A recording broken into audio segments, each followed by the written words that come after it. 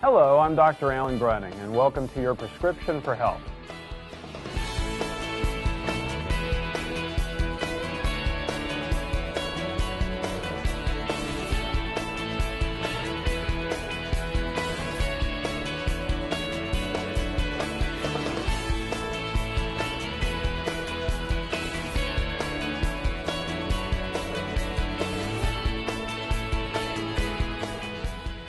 Hello, I'm Dr. Alan Gruning, and welcome to your Prescription for Health. I am so excited that you are here with us today because we've got a great guest, and we're going to be talking about some really important things that are important to your personal, practical life.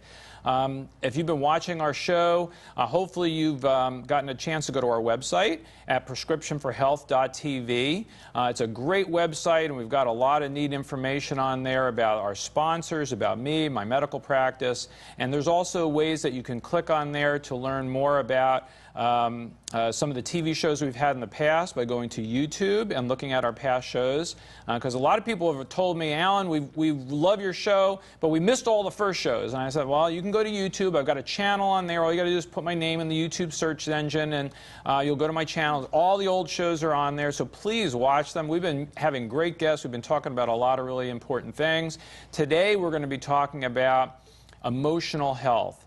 And you know that I'm a holistic physician. I practice in Fort Myers and in Port Charlotte, and my whole focus is on helping people to achieve that balance in their life of physical, emotional, and spiritual, body, mind, and spirit. And we focus a lot on this show about how to have physical health and all the things that we've been going through about nutrition and sleep and reducing stress and eliminating toxins and other subjects that we're going to get into in the future.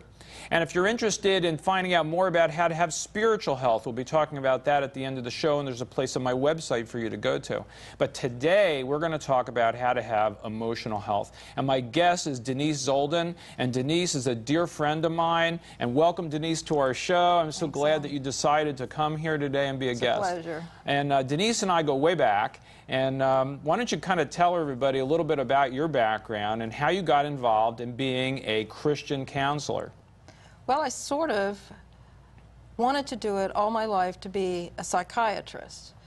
But back in my day, when I went to school and studied my very first psychology courses, I felt like, well, I was born too soon. This is the wrong era for me. And I didn't pursue psychiatry at all. I went into journalism, and I just kind of fell into journalism. And I know you were great as a journalist, too. You had a lot of fun doing that. It was fun. But it really wasn't my calling. And when I was probably after a couple of decades in journalism, and I had been saved at 20, was born-again experience at 20, but fell away.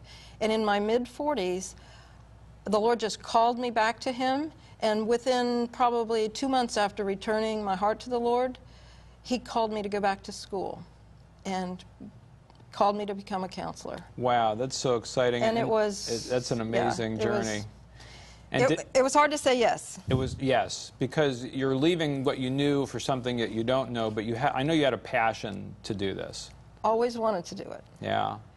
And Denise and I met at church, we won't name the church, and got just involved with my medical practice, and I've sent a lot of patients to her, and we talk all the time about different things.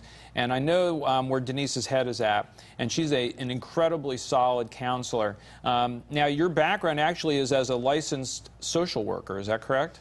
Well, some people get confused about that. An LCSW, licensed clinical social worker, you can major in your field in clinical counseling. The license that you take is a national license, and it is for therapy. Gotcha. So some people think social work means you're going out into the homes of abused children, and you can do that. That's one of the things you can do with social work, but you can also specialize in therapy, which is what was my desire from the beginning. That's what your desire is. And social work is like hugely important because that's where you really see the problems that people are facing in our society. You're seeing the worst of the worst. Yeah. And you develop a feeling, an empathy for those people that translates into the way that you're then going to treat them in counseling that you do with them. Absolutely. So I think the social work background is perfect for what you're currently doing. Yeah. Now, you're in your own practice right now, right, at Riverside Counseling Center? Well, it's not actually my practice. Okay. It is an arm of Riverside Church, And the counseling center is set up by Riverside. When people reach me, they reach me through the Riverside Counseling Center. Okay. So the clients come through, they call the church. Most people will Google Christian counseling and Riverside will come up. Okay. So that's how they find us. And I know that just for those of you who are watching us, Denise and I have very, very similar views on what mental health is and how that relates to our physical health and our spiritual health and how they all combine together. So maybe you can kind of give us just a quick overview, Denise, about what is mental health? Well, what we practitioners like to call it is when you are able to be very consciously aware of your thoughts, your feelings, and your behaviors. And you can also cope with stress, because we all have stress, but you've managed some coping skills, you've got support systems, you've got your techniques to reduce your stress, and you consciously do what you can to cope with stressful areas of your life. The other thing is, some people like to say you can play, work, and love, all three of those. And you can have healthy relationships. You can say no when you need to say no. Say no. Now, there's an interesting word. How is it that our children, like from the very first word they say, they learn to say no? But yet, as we get to be adults, we can't say that anymore. Why does that happen?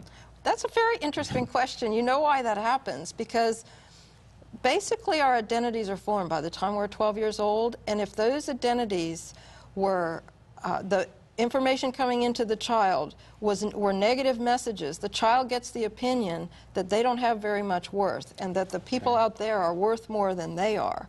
And so if I please them, I'm going to feel good. And that's the core of codependency, trying to make them happy. So you can't say no because you're taking care of them, but you're not taking care of you. That's another sign of health, that you love your neighbor as yourself, not more than yourself, that you're taking equally good care of yourself as you are of your neighbor. That's where the no comes in, the healthy no. The healthy no. The healthy no. So that all, and I remember studying this book called Boundaries, and it was really life-forming for me, because if we don't put those kind of boundaries around ourselves, and if we're constantly saying yes to everyone, we're just running here, there, and everywhere, and we're just a mess. And we're angry, and that's what I tell my clients. If you sense anger at what you're doing, that was you who failed you. You should have said no. Right. And when I'm teaching them how to say no, I say, at the beginning of learning to say no, when a request is made of you, say, let me get back with you. Because it's a lot easier to say that, because there's no guilt associated with let me get back with you. Let me pray about it. Let me ask the Lord about it. Give me a minute. Because if you do what's impulsively what you want to do, you're going to say yes to please them. So sometimes when you're learning to say no, learning to say no. And it is a learning process. It's a learning process. It was hard for me to learn to say no, but I realized very early on that I wasn't going to be able to accomplish all the things that God wanted me to do if I was involved in so many things and I was so distracted and running here, there, and everywhere. I was never going to be able to focus on what it is my calling was. That is absolutely true, and that's one of the healthiest parts of learning to say no, is you say So how focused. big a problem is codependency? Well, let me put it this way. I order about 20 books at a time, and they go off the shelf. So it's like one of the biggest things you're dealing with in your practice. It is, and the other big thing is childhood experiences. I think I've been so shocked and saddened by how many people are really wounded in childhood. Oh my goodness. I mean, it kills you. It just breaks your heart to see what happens to some people in their childhoods. Not protected, worse than not protected, injured, and blamed. And they come out of the childhood with all this shame and guilt and not good feelings whatsoever about themselves. And they don't know what's wrong. They don't know what's wrong. And we are really, to some degree, a function of our past experiences, right? I mean, most of the people you're dealing with are probably hurt from a lot of past experiences. I know you were relating to me a study that was done on childhood hurts and how that affected them in the future. What was kind of the gist of that? I actually brought my iPad because I wanted to make sure I didn't overlook any of the results of that study. It was called the, I'm going to put my glasses on here for a second. Okay. It was called the ACE study.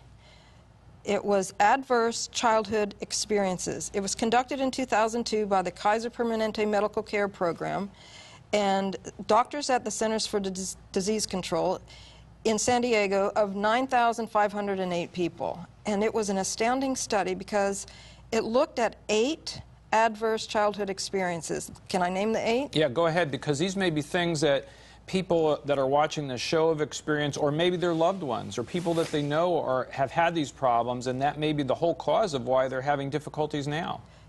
And it very well could be true. Recurrent physical abuse, and that kind of abuse is abuse that leaves a mark.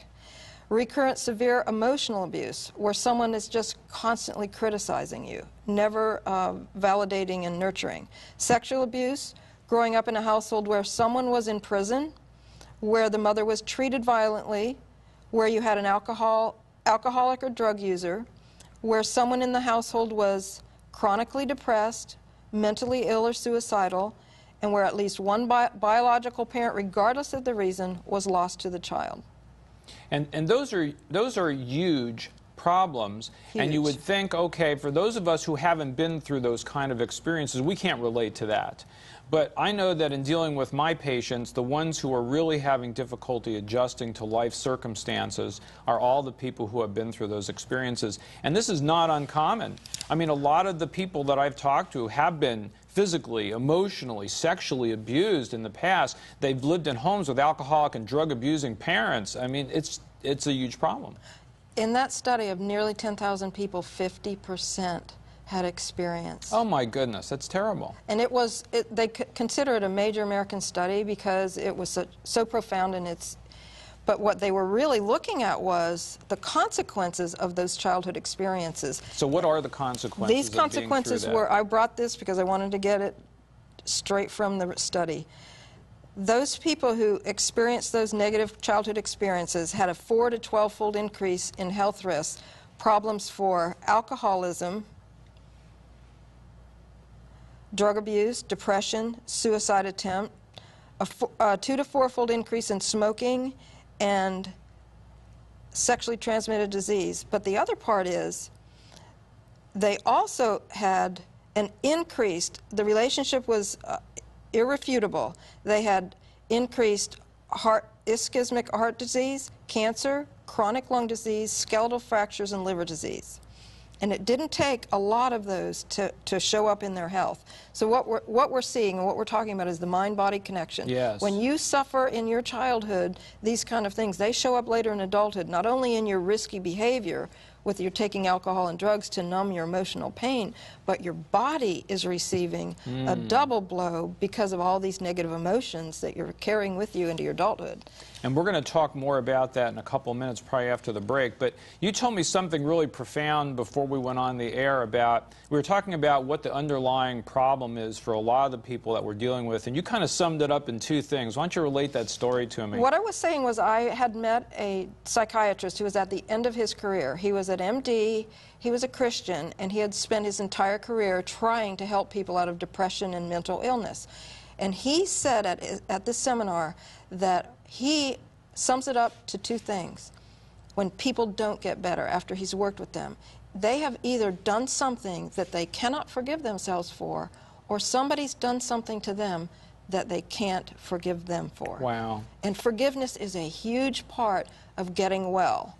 And I'd love to give the definition of forgiveness because it's not quite what some people think. So maybe well, when we come back from the break. Yeah, when we can do that when we come back from the break. We're going to come back and talk about unforgiveness and forgiveness. We're going to talk about the physical effects that mental health has on your body, Absolutely. what that actually does to you as reflected in that study, and we'll talk about some of the physiology involved with that. But what I'd like to do is cut to our break now, and we're going to have an opportunity to look at some of the sponsors who support this show, and I just hope that you'll watch this, learn about our sponsors, support them, thank them for putting this show on the air. We'll be back in a moment.